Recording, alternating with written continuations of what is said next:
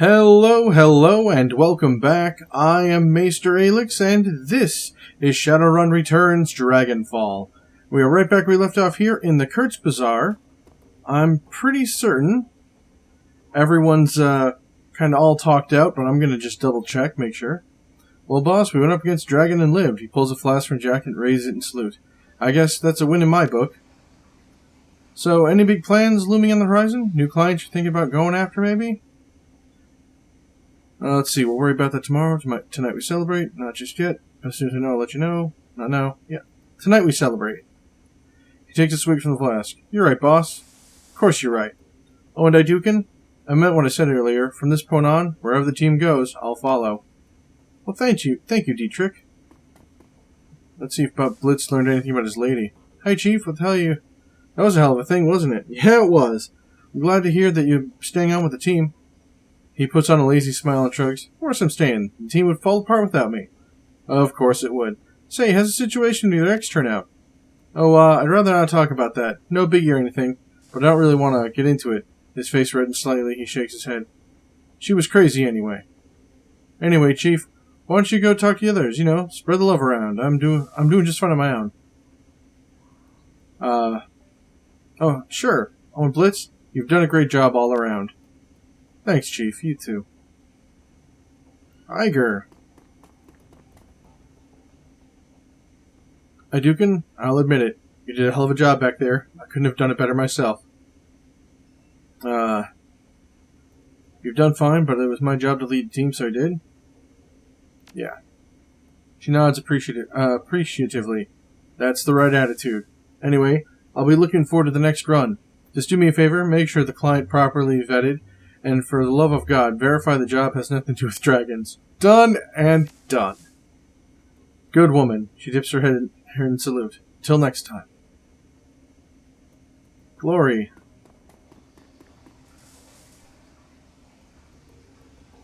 Aiduken, you got us through the night alive. Well done. Thanks. From what you said to the others, I take it you're off to liberate, Fierstel? That's right, and I have you to thank for that. I don't think I'd ever have mustered the courage to go back if you hadn't pushed me. You need to be pushed, so I pushed. It wasn't a big deal. Well, thanks all the same. Could you use some help? Maybe I could lend a hand? Shakes her head slowly. No, this one is something that I have to do on my own. But thank you, Aiduken, for everything. You're welcome, Glory. Best of luck. Thanks. I'll tell you about it when I get back. That's a promise. Cool. Alright, let's go check in with the computer. Inbox. Alright. Let's see. Post pay data. Back. Yeah, we don't have any, anything to pick up as far as I know.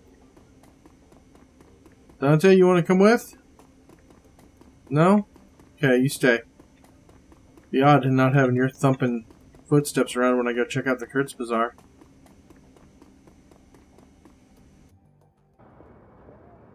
And I know I'm supposed to go talk to that guy over there, but I want to see how my friends are doing.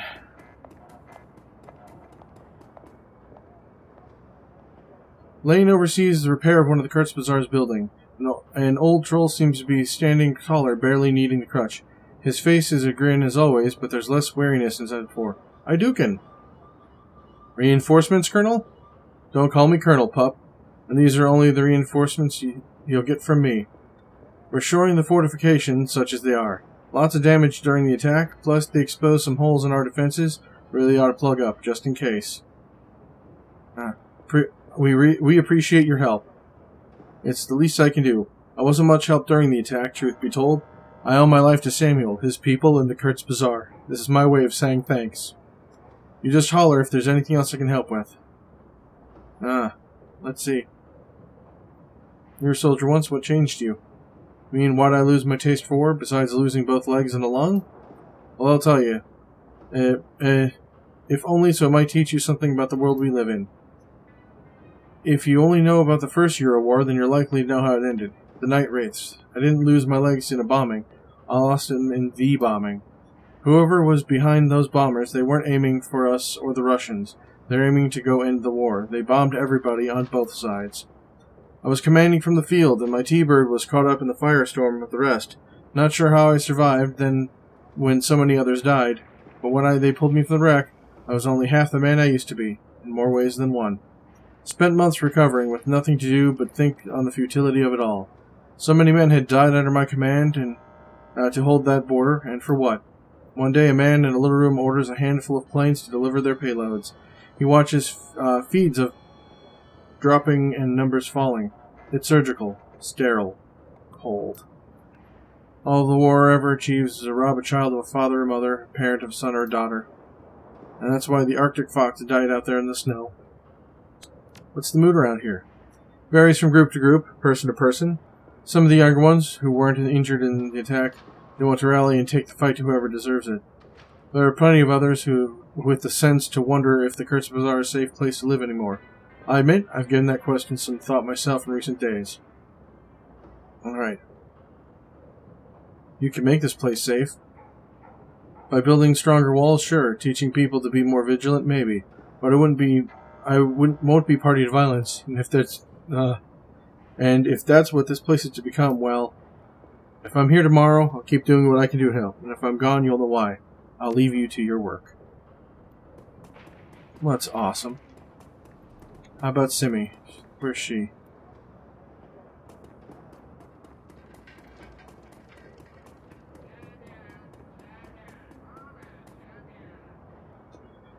Simi Kim seems as lost as ever, standing in the middle of the Kurtz Bazaar, observing all the activity around her. To her credit, she is not retreating to one of her sims today.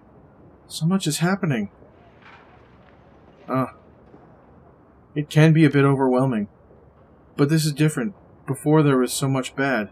Now there is so much good. Do you want to help? I want to be strong. Strong people to help. I don't know what to do. I'm not good at anything. There are the kids who need looking after. Kim glanced across the way where two of the Kurtz Bazaar, the littlest one, peek out from an upper story window. Some of them lost their parents. I never knew mine. She looks to your eyes, too young for everything she's been through. You think they would want to talk to me? The way Monica would? I think you know what they're going through. I think they could use a big sister. Yeah. I think I'd like that. I made mistakes, but I can help them not make those mistakes. I always wanted to forget the past, bad memories, but maybe I can do something good with the bad. And what about your Sims? They'll be waiting for me, I guess. They're not real, you know. I'm not sure how I feel about them anymore. Yeah. Let's see. Maybe you don't need them now. What do you think? I don't know. I get anxious. It's just so easy to go inside. But I don't want to anymore. That's what's different. Well, I've got my own things to see to, but good job on you, Simi. Alright. Nothing at the phone booth. Nothing at the statue, because the statue doesn't change. As far as I know.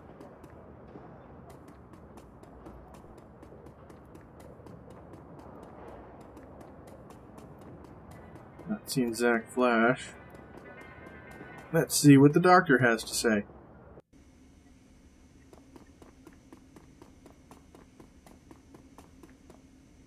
Oh, there's people. Okay, looks like they're not talking right now. Too busy. Makes sense.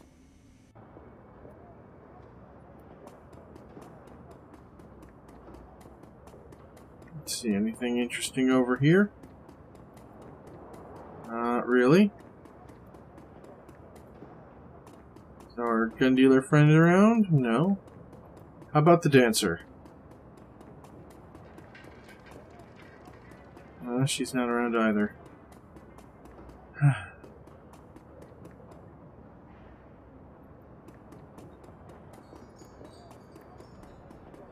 Oh, Algernon, there you are. Algernon hums tunelessly to himself when he fiddles with one of his many talismans. When he sees you, he smiles broadly. Here she is, Absinthe. The clear-sighted one. To be certain, the dwarf is to be praised with much praise. Eldranon, half-demon, though her release of the great worm will have ramifications, to be sure. The day is full of portent. How did you know about the dragon? A friend. The release of the great worm is of interest to a multitude of beings, and Eldranon Half-Dream is among their circle. Things are different now. Different how? Her expression slackens, becomes dreamy. Before the next cycle's end, Fairschwing Worm will speak again in the voice of the maiden. The dancer will spin, the seal will melt, and the calm lick will burn again. This I prophesy. Aljan pursed his lips, annoyed. Make it sound like a bad thing. Do not just half-dream. We must be going so soon. Huh? Is there something I should know? Some last words of, I don't know, wisdom? Always, no. Never. Shine, runner of shadows. Glow bright, and show what is hidden in the places of power in which you remain dark. That is Absinthe's wish for you. That is what I was going to say. He bows to you in a flourish. Goodbye, Aiduken. We will meet again, I think, though not for a long, long time. Neat. Well, there's no reason to go into his shop, because they're both in there. So, let's, go to the coffee shop. Altog? How very, propitious that when we speak again, O Mistress of Mayhem. I have a proposal for you that could prove most lucrative for us both. Effendim. Most lucrative. Fortune will surely smile upon our blessed partnership, if you only accept. I am listening, O Master of Hyperbole. Aki's payday. You have my attention. What do you... Okay. Oh, I'm listening, O Master of Hyperbole. With the passing of Haramsel, and may God bestow his mercy upon him, you find yourself without a fixer. I wish to offer my services to you in this regard. You will find that Altong Berkowski is the most connected and business-savvy partner. Sounds like a match made in heaven, Altong. How do we start? Sorry, Altong, I find my business run on. Choosing fixtures is something you do lightly, Altong. I'll need to think about it. Hear me out, most improvident of calamities.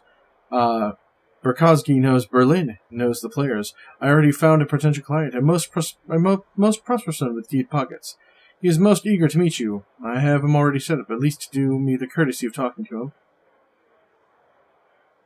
Fine, but I'm not promising anything. Most excellent, Effendim, delightful. When you're ready, take the U-Bahn to Brandenburger Tor. He will find you there. A Tor? That means he's an elf. Goodness gracious. Well, guess I'm going to Brandenburger Tor.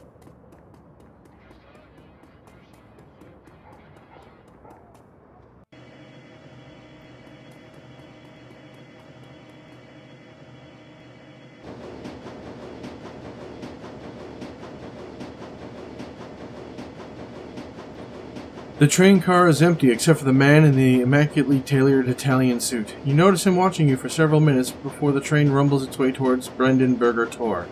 Finally, he speaks. The stranger's words come out slowly in a deep, melodious tone that is easy to hear, despite the noise of the train. He takes his time, accentuating each word, relishing each vowel and consonant, tasting them as if they were a delicacy. Hello. I assume the business with Dr. Vauclair is concluded? Yes? I him and remains silent. The man inclines his head in the introduction. Hans Brockhaus. I represent an interested party. Someone who wishes to know about your encounter with Dr. Vauclair. And how would you know about that? My business. Does this interested party understand information is a commodity? Oh, I like that. My employer also wishes to hear about the Lady Fairschwing. A fascinating creature, so unlike her brothers and sisters. It is a relief that she is now free. Dragons are not meant for captivity, the Lady Fairschwing least of all. She was special in this world. I'm sure you would agree.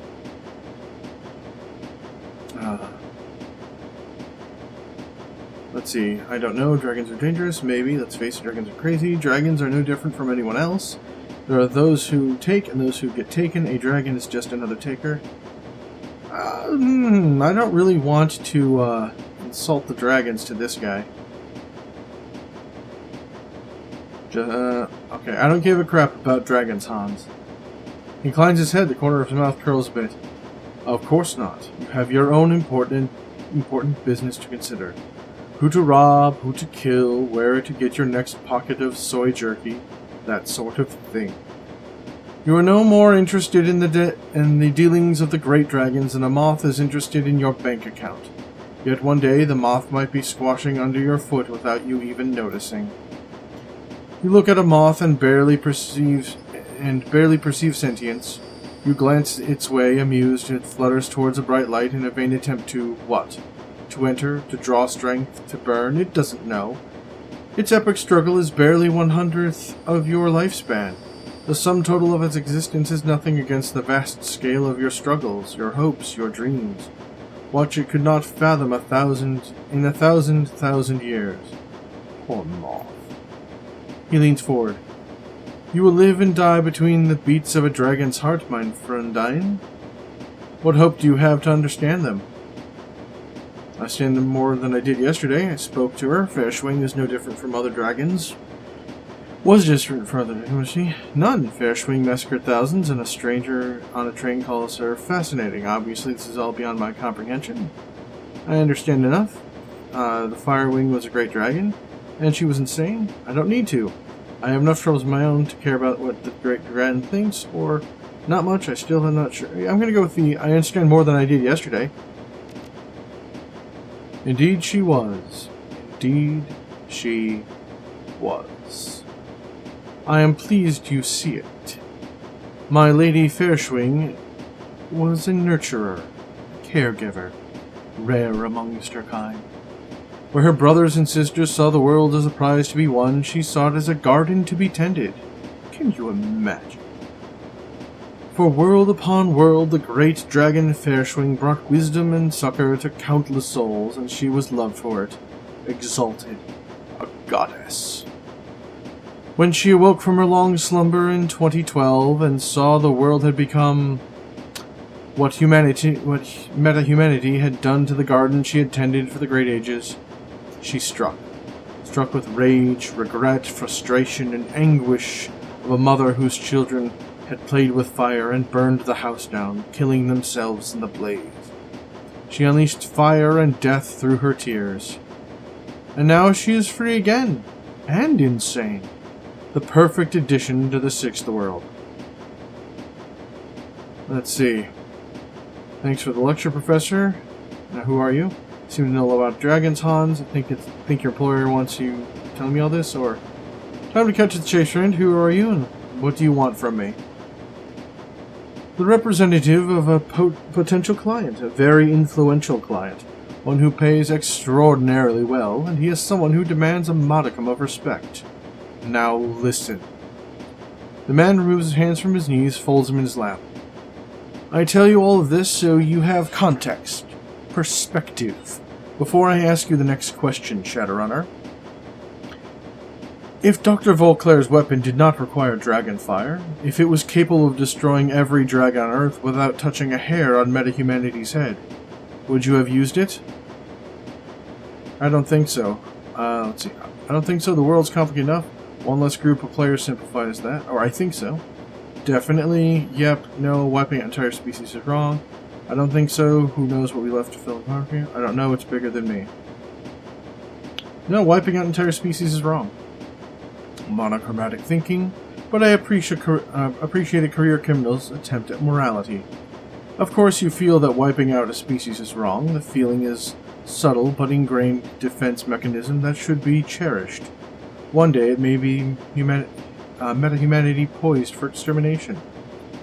Well, on to the business at hand. My employer wishes to secure your team's services for a series of operations likely require the remainder of 2054.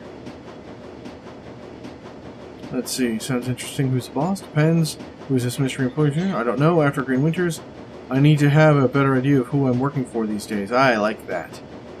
Of course. And you have dealt with several false flag contracts as well recently, yes? It is an awful thing to be manipulated, I am sure. There will be no secrets between us. Your employer will be the great dragon Lofweir. He is sometimes referred to as the Golden Worm. Perhaps you've heard of him. And what makes you think I'm going to deal with a dragon? His eyes glint. Because you all have already been working for him for some time now, mine dame. Or did you think Greenwinter's found Volclair on his own? He glances up at the U-Bahn map and smiles. Ah, this is my stop. Coming? Let's see. Well, what do you know? Looks like this is my stop. Maybe the 7th World, Hans, but not today. I've got nowhere else I need to be. I like that. The train comes to a halt and the doors open. Bracco stands, brushes the Italian suit, and exits without another word. As you turn to follow, your eyes catches the advertisement for Worm Talk above the subway car. Bracco glances back at you from the platform, the light from the car reflecting yellow in his gaze. You step out of the subway car and follow him up the stairs into the Berlin night, into the shadows.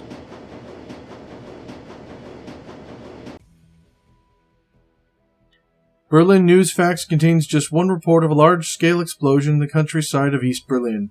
An abandoned castle is reportedly consumed in a massive fireball that shakes the countryside and leaves a crater 60 feet deep. A natural gas leak is suspected, and the location is soon cordoned off by unidentified corporate forces. This news is eclipsed by when Saterkrupp announces its acquisition of Arianespace, the last remaining arm of the European space program. The Flux State's anarchist rule remains until 2055, when joint corporate forces acting with the support of the German government invade the city. It's widely known that the Great Dragon Lofweir is responsible for orchestrating the action. After weeks of fighting, the surviving anarchists are forced to retreat to the eastern part of the city. A truce is signed in 2060 and Berlin is again divided by a wall. The Great Dragon Dunkelzahn is elected president of the United Canadian and American States in 2057. He is promptly assassinated as he leaves inauguratory party at the Washington Hotel while in human form. Popular opinion is that another great dragon is responsible, as only a dragon can kill a dragon, but those in the shadows hint that an act of powerful blood magic is the cause. Grainy photographs of a large winged creature crossing the full moon above the Harz Mountains circulate Germany for several years. Conspiracy theorists take this as evidence of a new great dragon has emerged, but with no further sightings are reported, interest wanes. The name Dr. Adrian Volclair has since been lost to the shadows. And here's where I'll say, thank you all for joining me. I really hope you've enjoyed this series, and join me on the next one for Shadowrun Hong Kong. I'm really excited for Hong Kong because, as you've seen between Shadowrun Deadfall and Shadowrun the Dead Drop and Dragonfall, the game has improved quite a bit. Well, the gameplay is improved by that twice as much for the next one. And I really do enjoy it. Plus, there's an extra bonus you'll see when I talk about in episode 1. So here I'm going to let these credits run, albeit a little bit fast forward, because we need to honor and respect everyone who put their blood, sweat, tears, time, and effort into making this game as awesome as it is. So while it is going a bit fast, it is going, and you have a chance to recognize everyone. So I'm going to let these credits roll and say thank you all for joining me. I shall see you all next time.